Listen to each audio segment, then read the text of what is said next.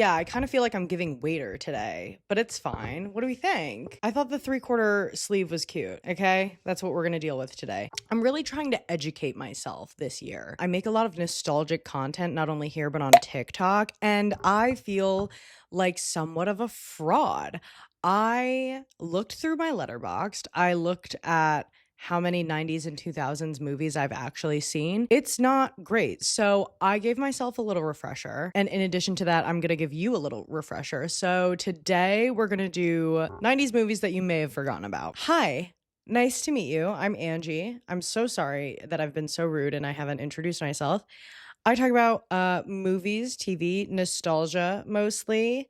I'm revisiting a lot of the 90s and 2000s classics. We talk about all of the fan faves here. Stay a while. This one's going to be a short one, but there's a plethora of other content on this page. Click around. 90s movies that you may have forgotten about. In 5th place, we have While You Were Sleeping. I'm not much of a rom-com girl in general, but I just wasn't up to date. I did not know the breadth of Sandra Bullock. She plays the perfect girl next door. No one can replace her. I can't think of anyone comparable in the 2020s that can really fulfill this place in Hollywood. She's like a train toll worker in this movie. She falls in love with a man that she sees every day. He just pays his toll and gets on his train. You know what I mean? They don't actually know each other. He gets into an accident. She somehow gets swept up in this lie that she is his fiance. It's crazy. And the lie just keeps getting worse and worse. She meets his family. They all love her. And, lol. Is it the best movie in the world? No. But what it did teach me is that Sandra Bullock is goated. And I think we need to treat her as such. And she doesn't get enough credit. I don't know how many Oscars or Emmys she has. Let's look it up. Sandra Bullock Awards. 2.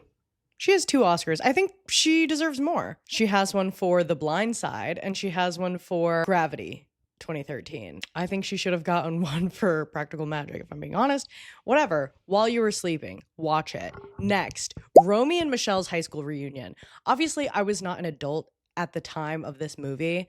However, when people create their lists of essential 90s friendship movies, I feel like I never see this movie on it. It's always Clueless. It's always, all of the John Hughes movies, whatever. Cool. Those are great. Romy and Michelle's high school reunion is the perfect movie for any 27-year-old woman. Specifically, 2 best friends live in LA. One works at a car dealership. The other one doesn't work at all. They're kind of on a fast track to nowhere, but they're just kind of lollygagging through life. They come to find out that their 10-year high school reunion is around the corner. What do they do to impress their classmates? They lie. What a fun adventure this is. I think, although it's a comedy, it really taps into like the essence of kind of being lost and floating through your 20s, specifically 27. It really hit home for me because I'm 27, okay? And who doesn't love a buddy comedy? Next, we have Heavyweights.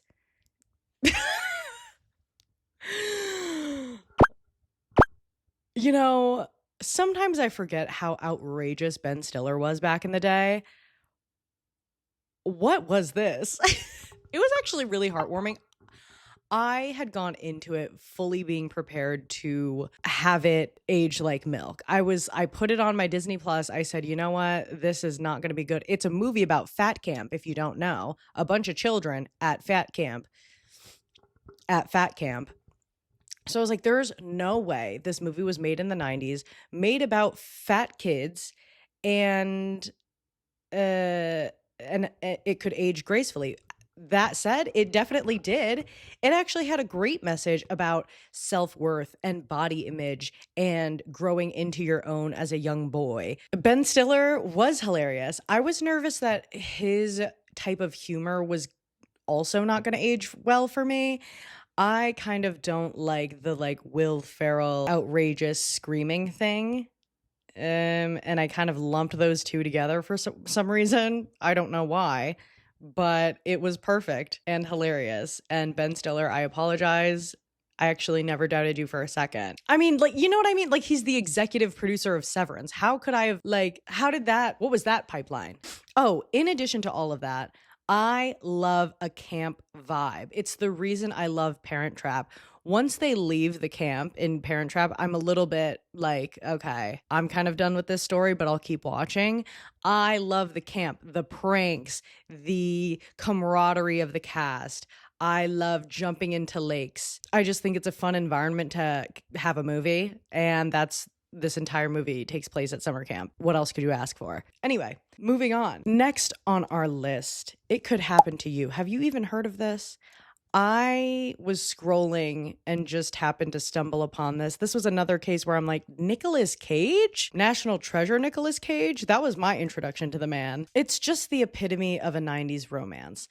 Nicolas Cage plays a cop, comes into a diner one day. This waitress serves him. He actually doesn't have any money. He's like, you know what? If I win this lotto, I'm going to give you half of the earnings. Why did you say that? Anyway, he then wins the lotto. And the rest of the story is just about like the ethics of what he's about to do. Like, is he actually going to share it with her? Is he not? He has a wife. What does the wife think about it?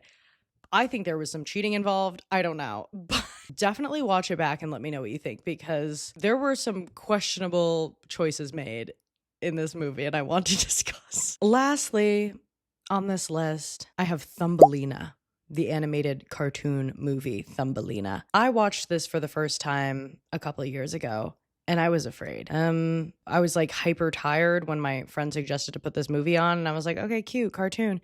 It's not cute. It's not wholesome. It's definitely scary.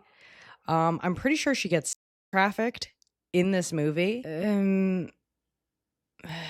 Like, it's just like generally disturbing, and not in like an Alice in Wonderland, like trippy type of way. It's like a couple levels above that. Let me know if you've seen Thumbelina and thought the same thing, because like I was a full grown adult when I watched that movie for the first time, and I'm good off that. Anyway, that was 5 90s movies you may have forgotten about. I might make this a series. I think it's really fun to revisit some of the old classics, you know, maybe some of the old sleepers, if you will. Really educate myself on the subject. And that's all I got today. Let me know down in the comments what other 90s movies I should check out for the next video, and I'll see you next time. That was like a really close one. I almost didn't say my outro. Anyway, love you. Bye.